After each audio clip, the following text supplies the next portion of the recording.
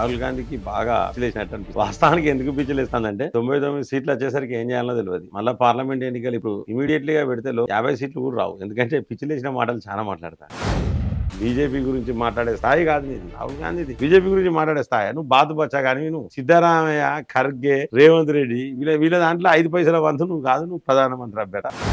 నేను రోజు పొద్దుగాల లేవగానే ఏం మొక్కుంటది రాహుల్ గాంధీ అనేటువంటి మంచిగా ఉండాలి, మళ్ళీ వీడే ఇండియా కూటమికి ప్రధాన నేతగా ఉండాలి ఇండియా కూటమికి అని రోజు మొక్కుంటా. నువ్వు ఉన్న రోజులు మాకు ఏ సమస్య లేదు, నువ్వే గెలిపిస్తావు మమ్మల్ని. నువ్వు చేయబట్టే గెలుతాంది అలా.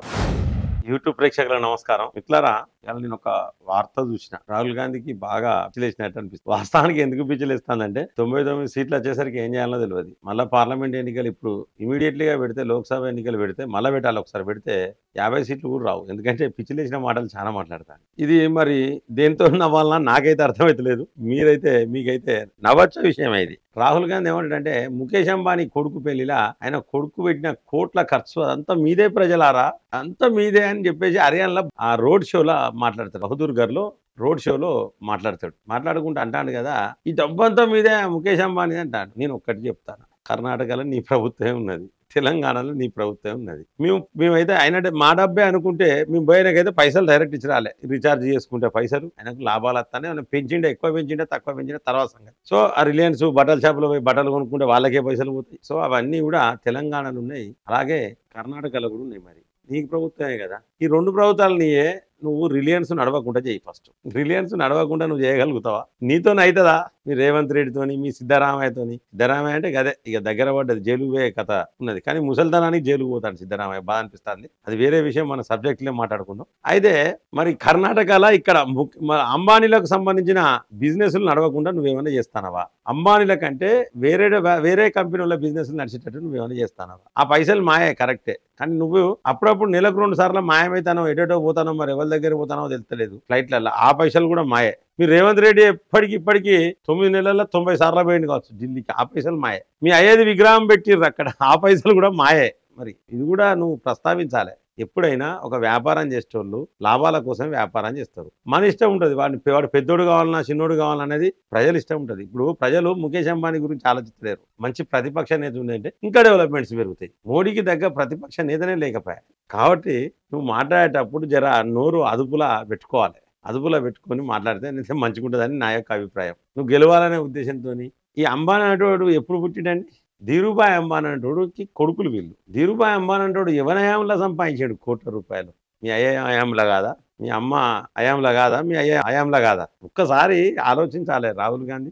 ఏది పడితే అది పిచ్చి కుక్క లెక్క మాట్లాడితే ఏంటంటే, పిచ్చి కుక్కను కొట్టి ప్రజలు తరిమేస్తారు. వద్దు, పిచ్చి చేయకుయాను. ఇదే ఎంత ఏంటంటే, నరేంద్ర మోడీ హయాంలోనే ముఖేష్ అంబానీ పుట్టిండు, పెరిగిండు, అంబాడిండు, పెరిగిండు, మొత్తం అయిపోయి ఇక బాగా 100 కోట్లు, 1000 కోట్లు, లక్షల కోట్లు నరేంద్ర మోడీ హయాంలోనే సంపాదించుకున్నాడా? ఇక గ్యాస్ రేట్ల గురించి మాట్లాడితేనైతే అందరూ దాంతోనే నవ్వుతారు. ఇక ఎందుకంటే అందరూ దాంతోనే అవుతారు. మీకు తెలుసు అదేంటి అనేది మీరు కామెంట్ చేయండి మిత్రులారు, తప్పేం లేదు, కామెంట్ చేయాలి. గ్యాస్ రేట్లు మన్మోహన్ సింగ్ హయాంలో 1100 చిల్లర, 1200 చిల్లర ఉన్నది. ఒక్కసారి ఆన్లైన్లో వెరిఫై చేసుకోండి. నేను కూడా పెడతా. ఇది మన్మోహన్ సింగ్ హయాంలో ఎంత ఉండే ఏందనేది కూడా నేను పెడతా. కొంచెమన్నా సిగ్గు శివునెత్తిరి ఇజ్జత్ మనం ఉండాలి. రాహుల్ గాంధీకి ఇజ్జత్ మనం లేదు. ఏం మాట్లాడుతాడో అర్థం కాదు. పాకిస్తాన్కు సపోర్ట్ చేసేటోళ్ళతో దోస్తాన్ చేస్తావు, కుంపలు కూల్చడంతో దోస్తాన్ చేస్తావు. నీ కూటమిలు ఉన్నోళ్ళు ఉగ్రవాదులతో చేతులు కలిపి పైసలు ఫండింగ్ చేసేటోళ్ళకు, ఉగ్రవాదులకు పైసలు ఇచ్చేటోళ్ళతో, ఉగ్రవాదుల దగ్గర పైసలు తీసుకున్న వాళ్ళతో కూడా నువ్వు దోస్తాన్ చేస్తావు. ఇంత సిగ్గు తక్కువ పని ఇంకోటి ఉండదు రాహుల్ గాంధీకి. నేను క్లియర్గా చెప్తానా మిత్రులారా, ప్రతి ఒక్కరు మీరు కూడా స్పందించండి దయచేసి. ఎందుకంటే ఈ రాహుల్ గాంధీ అనేటువంటి పిచ్చోడు, వాస్తవానికి చెప్పాలంటే చాలా పిచ్చోడు, సైకో. జగన్మోహన్ రెడ్డికి అన్ననే, తమ్ముడు అన్నట్టు, అన్న కాదు. ఎందుకంటే మరి ఈయన చిన్నదా పెద్ద వయసా తెలుస్తలేదు, పెళ్లి చేసుకోకపోతే ఏం తెలుస్తలేదు. ఏమైనా టీషర్ట్లే, పాశ్చాత్య సంస్కృతి టీషర్ట్లు నేను కూడా ఇస్తాను సాయంత్రం పూట. వాస్తవానికి అది పాశ్చాత్య సంస్కృతి, టీషర్ట్లు అనేది మన సంస్కృతి కాదు. ఈయన మాట్లాడతాడు హిందువుల పెళ్లిల గురించి కూడా మాట్లాడడానికి నాకు అర్హత లేదు. హిందువులల్లా పెళ్లిళ్ళు రకరకాలుగా చేసుకుంటారు. సరే, ఉన్నోడో తిరిగా లేనోడో తిరిగా చేసుకుంటారు. కానీ అన్ని రోజులు ఇన్ని రోజులు పెళ్లి చేసుకోవాలి, ఇన్ని రోజులకి ఈ సాంప్రదాయాలు పాటించాలి, ఇవి ఈయనకు తెలియదు. మనకు పెళ్ళొద్దు కదా, అన్ని కావాలి కానీ పెళ్ళొద్దు మనకు. పెళ్ళెందుకు నీకు? అన్నీ కావాలి మంచిగా, అన్నీ మంచిగానే సమకూర్చాలి కానీ పెళ్ళిళ్ళు వద్దు. నువ్వు మాట్లాడతావు ఇక. బీజేపీ గురించి మాట్లాడాలంటే నీ స్థాయి సరిపోదు తమ్ముడు. నీకు ఓపెన్‌గా చెప్తా. బీజేపీ గురించి మాట్లాడే స్థాయి కాదు నీది. రాహుల్ గాంధీది. బీజేపీ గురించి మాట్లాడే స్థాయి. నువ్వు బాతుబచ్చా కానీ నువ్వు సిద్ధరామయ్య, ఖర్గే, రేవంత్ రెడ్డి వీళ్ళ దాంట్లో 5 పైసల వంతు నువ్వు కాదు. నువ్వు ప్రధానమంత్రి అభ్యర్థ. నేను రోజు పొద్దుగాల లేవగానే ఏం మొక్కుకుంటా తెలుసా? రాహుల్ గాంధీ అనేటోడు మంచిగా ఉండాలి. మళ్ళా వీడే ఇండియా కూటమికి వీడే ప్రధాన నేతగా ఉండాలి ఇండియా కూటమికి అని రోజు మొక్కుకుంటా. నువ్వు ఉన్న రోజులు మాకు ఏ సమస్య లేదు. నువ్వే గెలిపిస్తావు మమ్మల్ని. నువ్వు చేయబట్టే గెలుస్తుంది. అలా బీజేపీ గెలిచేదే ఈ యొక్క సోనియా గాంధీ కుటుంబం చేయబట్టి, ప్రియాంక గాంధీ వీళ్ళ సంస్కృతి చేయబట్టి, వీళ్ళ వెక్కిరి శాస్త్రాలు చేయబట్టి, వీళ్ళ దరిద్రం చేయబట్టి, మనం భారతీయ జనతా పార్టీకి ఓ 20% వీళ్ళే ఓట్లే ఇస్తారు. వీళ్ళ దరిద్రం చేయబట్టి ఓపెన్ గా చెప్తారా? ఇక మిగతా 80% భారతీయ జనతా పార్టీలో మోడీ అసొంటి నాయకులు, యోగి అసొంటి నాయకులు, అమిత్ షా అసొంటి వీళ్ళందరూ గెలిపిస్తారు. కాబట్టి నీ అసొంటోడు ఉన్నంత కాలం భారతీయ జనతా పార్టీకి అయితే 5 పైసల వంతు సమస్య లేదు. భారతీయ జనతా పార్టీ గెలిచేదే రాహుల్ గాంధీ కాబట్టి నవరంధ్రాలు మూసుకోకంతే. ఏది మాట్లాడినా తప్పైతుంది. ఎందుకంటే నువ్వు 50 సంవత్సరాలు పాలించినవు. ఈ కాంగ్రెస్ 50 సంవత్సరాలు పాలించింది ఏం బీకలే. కేవలం ఒక వర్గానికి తొత్తులుగా మారి ఆ ఇంట్లో 10 ఓట్లు ఉంటాయి కాబట్టి వాళ్ళతో మంచిగా ఉండాలి. అలాగే నీ సంస్కృతి అదే కదా. మీ తాత గాని, మీ కథ గాని, మీ కార్ఖాన అంతా వాళ్ళదే కదా, వాళ్ళ సంస్కృతే కదా. ఇంకా పోతలేవు మీకు పాకిస్తాన్ భావాలు, ఇంకా పోతలేవు మీకు. పోవాలి పాకిస్తాన్ భావాలు. దగ్గర పడ్డది మీ వ్యవస్థ, దగ్గర పడ్డది. క్లోజ్ చేస్తారు అతి తొందరలోనే మీ వ్యవస్థను క్లోజ్ అవుతుంది. కానీ నేనేం కోరుకుంటానంటే మీరు ఉండాలి. అట్లనే మీరు ఉంటేనే నయం అనిపిస్తుంది నాకైతే రాహుల్ గాంధీ అనేటోడు ఉంటేనే మంచిగా అనిపిస్తుంది. మిట్లారా దయచేసి మిట్లారా ప్రతి ఒక్కరు స్పందించండి. ఎవరి సంఖ్య నాకేందుకు తీసుకున్నారా 20 కోట్ల రూపాయలు? మొన్న అంబానీ పట్టుకొచ్చిన పైసలు కదా, ఆ పైసలు సీఎం రిలీఫ్ ఫండ్ కు తీసుకున్నారు 20 కోట్లు. ఎవరి సంఖ్య నాకేందుకు తీసుకున్నారు?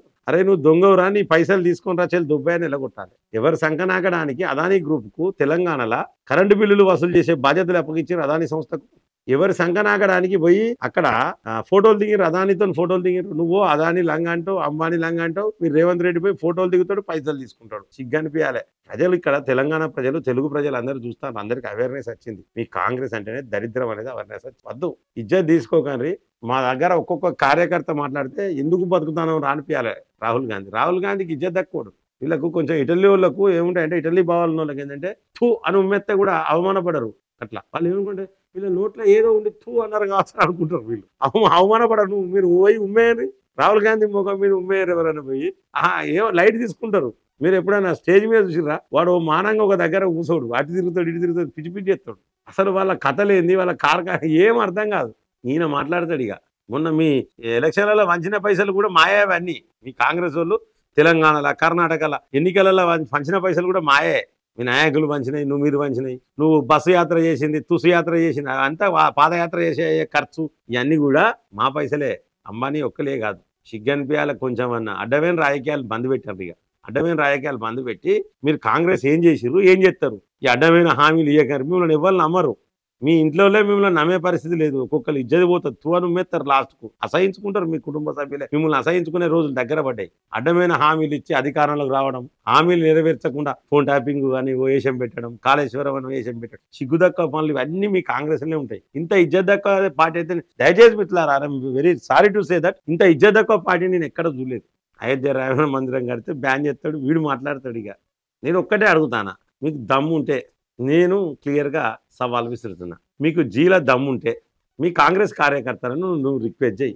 అంబానీకి సంబంధించిన ఏ వస్తువు కొనద్దు, ఎటువంటి నెట్వర్క్ వాడద్దు. వచ్చే నెట్వర్క్లు ఉన్నాయి, బిఎస్ఎన్ఎల్ వాడమని చెప్పు అందరినీ. ఎందుకు జియో, ఎందుకు నీకు రిలయన్స్ మార్ట్ ఓక్ అని చెప్పు నీ కాంగ్రెస్ కార్యకర్తలను. నువ్వు నిజంగానే ఇవి మన పైసలే అనుకుంటే నువ్వు నీ కాంగ్రెస్ కార్యకర్తలు చెప్పు. ఎందుకు పోతాను? నీ కాంగ్రెస్ నాయకులు, కార్యకర్తలు, అభిమానులు ఎందుకు పోతాను మరి రిలయన్స్? సిగ్గు తక్కువ మాటలు మాట్లాడితే ఏంటంటే ఇజ్జత్ పోతుంది నీకు. అక్కడ ఎవరు చెప్పేటోళ్ళు లేరు కావచ్చు, నేను నా అసంటోడితే క్లియర్గా చెప్తాడు. ఇది కాంగ్రెస్ పరిస్థితి, ఇది ఇండియా కూటమి పరిస్థితి. మిత్రులారా, జర జాగ్రత్తగా ఉండండి. ఇటువంటి ఫాల్తుగాళ్ళు, బేకారగాళ్ళు చాలా మంది ఉంటారు. సో వీళ్ళందరినీ మనం పట్టించుకోవద్దు. కాకపోతే మీకు ఎందుకు మీ దృష్టికి తీసుకొస్తానంటే, దీన్ని ఏమంటారంటే డైవర్షన్. అంటే ఏదో శాతకాక మంగళవారం అంటారు చూసిలా, మీరు కామెంట్ చేయాలి. అది ఏం శాతకాక మంగళవారం అంటారో ఒక కథలు అన్నట్టు ఈ రాహుల్ గాంధీ. శాతకాక మంగళవారం అన్న కథలు ఈ రాహుల్ గాంధీ. నేను ఓపెన్గా చెప్తున్నా, తప్పేం లేదు మిత్రులారా. ఇవన్నీ మోటు సామెతలు, మన పూర్వీకులు మోటు సామెతలే మనకు చెప్పేది. నేను మీకు చెప్తాను, ఆ శాతకాక మంగళవారం అన్న కథలు రాహుల్ గాంధీ. మీరు కామెంట్ చేయాలి దయచేసి. ఇజ్జత్ తక్కువ మాటలు మాట్లాడితే ఏంటంటే నాకైతే కోపం వస్తుంది. ఎందుకంటే వీళ్ళే జియో సిమ్లు వాడతారు, వీళ్ళే రిలయన్స్లో పోయి బట్టలు కొనుక్కుంటారు, వీళ్ళే రిలయన్స్ డిజిటల్లో పోతారు, వీళ్ళే ఎలక్ట్రానిక్ ఐటమ్స్ కొనుక్కుంటారు, ఫుట్వేర్ పోతారు, చెప్పులు వీళ్ళే కొనుక్కుంటారు. వీడు వేసుకునే చెప్పులు కూడా అంబానీయే, వీడు వేసుకునే టీ షర్ట్లు కూడా అంబానీకి సంబంధించినవి వ్యవస్థే. వీడు నాకేమనిపిస్తుంది అంటే, మనం ఏదైనా మాట్లాడాలనుకుంటే మనం ఫస్ట్ పాటించి మనం ఏ తప్పు చేస్తలేమని చెప్పేసి అనుకున్నాకనే మాట్లాడాలి. సిగ్గు తక్కువ మాటలు మాట్లాడద్దు. నేను కూడా కొనుక్కుంటా రిలయన్స్లో, ఈ చొక్కా రిలయన్స్లో కొనుక్కునేది తప్పేమున్నదన్న, తప్పేమున్నది మిత్రులారా. కాబట్టి నేను చెప్పేది ఏంటంటే, ఈ రాహుల్ గాంధీ అటువంటి సిగ్గు తక్కువ మాటలు, ఇజ్జత్ తక్కువ మాటలు ఇవి మనం వినొద్దు, పట్టించుకోవద్దు. ఇటువంటి మాటలు మాట్లాడతారు. స్థానిక సంస్థల ఎలక్షన్లలో జర దండం పెడతా, మీకు చెప్తాను ప్రజలారా, ఇటువంటి అడ్డమైన ఫాల్తుగాన్లకు, బేకార్గాన్లకు, చాతగానిలకు ఓట్లు వేయకండి. జర మీరు క్లియర్గా మంచోళ్ళని ఎన్నుకోర్రి, పైసలకు ఆశపడకండి. ఎన్నికలు 2 రోజులు ఉన్నాయంటే 500 వాడిచ్చాడు, మీరు 1000 తోడెత్తా, మీరు 1500 ఇస్తా, 2000 ఇస్తా, యాక్షన్ స్టార్ట్ అవుతుంది, వేలంపాట స్టార్ట్ అవుతుంది. వద్దు, ఈ వ్యవస్థను మనం పక్కకు పెట్టాలి. ఈ వ్యవస్థను పక్కకు పెట్టకపోతే చాలా ప్రమాదం, దేశం మొత్తం నాశనమే పరిస్థితులు అయితే క్లియర్ కనబడుతుంది మిత్రులారా. జై హింద్, జై భారత్.